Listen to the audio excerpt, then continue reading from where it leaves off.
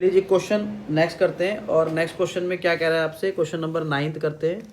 और question number 9 में क्या कह रहा है आपसे, चलिए आइए डिस्कस करते हैं। ठीक है, आइए पढ़ते हैं। देखो, the angle of elevation of the top of a building from the foot of the tower. ठीक है, एक टावर मतलब एक बिल्डिंग है। पहले इसमें दो ऑब्जेक्ट है, एक बिल्डिंग है और एक टावर है। पहले तो ये समझ लो। ठीक है, समझ में आया? यानी कि टावर के बॉटम से एंगल ऑफ एलिवेशन बन रहा है, एलिवेशन बॉटम से ही बनता है ना। और कहाँ बन रहा है, टावर के कहाँ पे, सॉरी टॉप, बिल्डिंग के टॉप से टावर के फुट पे।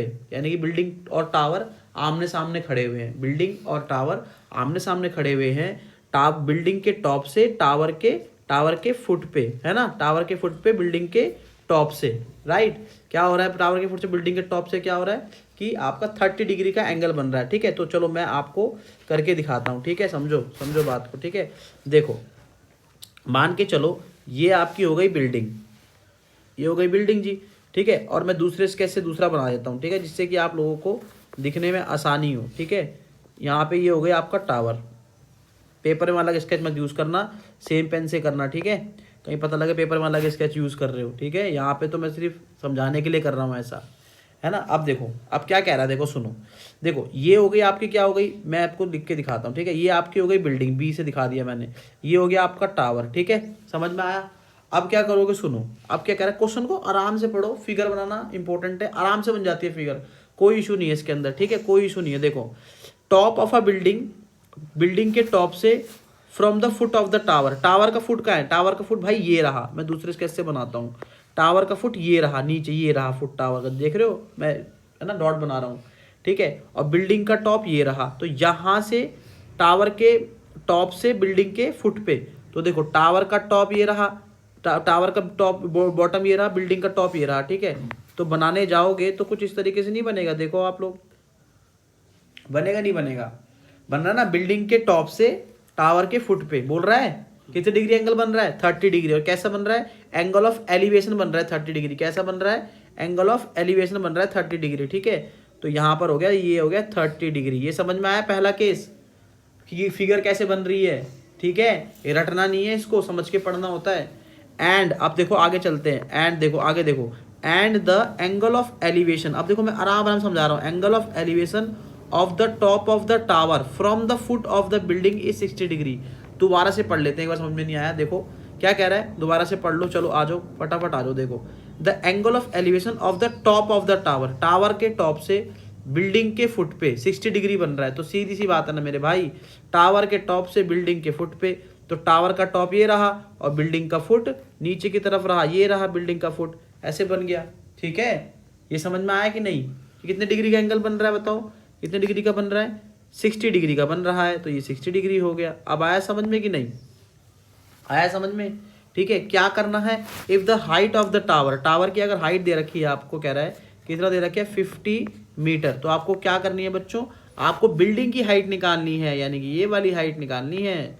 ठीक है, ये वाली हाइट निकालनी है।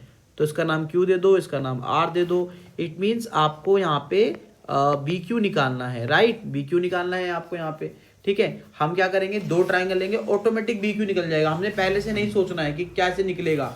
अगर हम पहले सोचने बैठेंगे तो हम काम ही नहीं कर पाएंगे। तो हमें क्या करना है, दो ट्राइंगल लो, जैसे सब में करते जा रहे हैं हम लोग, वैसे चलो करते हुए। ठीक है, सबसे पहले मान के चलो छोटा ट्राइंगल ले लिया हमने। ठीक है, हमने ले लिया 60 डिग्री वाला ले लिया, चलो ठीक है मान लिया 60 डिग्री वाला ट्राइंगल ले लो। तो ये 60 डिग्री हो गया, ये आपका यहाँ पे, ये हो गया आपके पास टी, ये आपके पास हो गया क्यू, ये आपके पास हो गया आर, ये आपके पास हो गया 50। तो ये क्या हो गया पी, और ये आपके पास हो गया बी।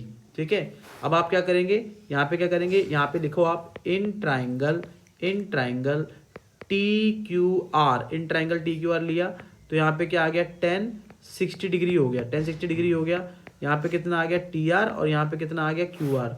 10 60 डिग्री कितना होता है बच्चों, √3 होता है, √3 होता है। टी आर कितना आ गया, 50 हो गया। क्यू आर मुझे नहीं पता है, तो इसके नीचे रख के क्रॉस मल्टीप्लाई कर दूंगा। ठीक है, यहाँ पे सॉल्व कर देता हूँ, मैं यहाँ पे कर रहा हूँ सॉल्व। ठीक है, तो यहाँ पे क्या हुआ, इधर सॉल्व कर रहा हूँ इस तरफ। ठीक है, तो यहाँ पे क्या हुआ, √3QR इक्वल टू कितना आ गया, 50। जब मैंने क्रॉस मल्टीप्लाई किया तो QR इक्वल टू कितना आ गया, 50 अपॉन में √3। ठीक है, अब नीचे रूट आ गया, जब रूट आएगा तो हम लोग क्या करेंगे, रेशनलाइज कर देंगे। ठीक है, हम लोगों ने रेशनलाइज किया। ठीक है, ठीक है ना। फिर कितना आ गया 15√3/3, ठीक है, ये आ गया, ठीक है।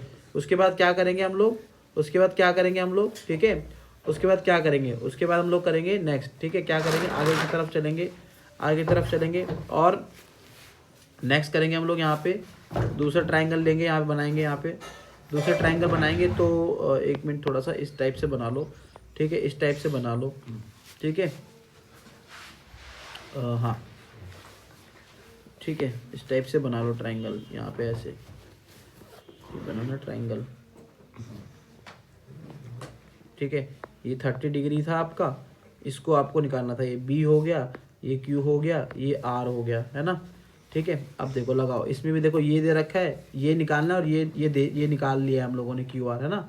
तो सेम लगाओ, इन ट्रायंगल क्या करा हमने, बी आर क्यू, थीटा बीच में आएगा, ठीक है। तो क्या लगाया आपने यहाँ पे 10-30 डिग्री लगाया, 10-30 डिग्री लगाया तो कितना हो गया यहाँ पे बी क्यू हो गया, अपॉन में क्या आ गया क्यू आर आ गया, ठीक है।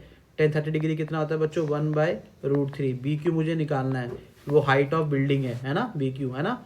और क्यू आर देखो मैंने निकाला है ना, निकाला है यहाँ पे क्यू आर इक्वेशन फर्स्ट में, ये देखो यहाँ निकाला है कि नहीं निकाला, ठीक है। तो चलो अभी क्यू आर लिख देते हैं, अगले स्लाइड में इसको देखते हैं, ठीक है। तो क्रॉस मल्टीप्लाई किया यहाँ पे, तो यहाँ पे कितना आ गया, यहाँ पे आ गया बी क्यू और यहाँ पे कितना आ गया ये √3 बी क्यू हो गया, इक्वल टू कितना आ गया आपके पास क्यू आर हो गया, इक्वल टू कितना आ गया आपके पास क्यू आर आ गया, ठीक है। अब क्यू आर की वैल्यू कितनी है 50√3/3 है ना।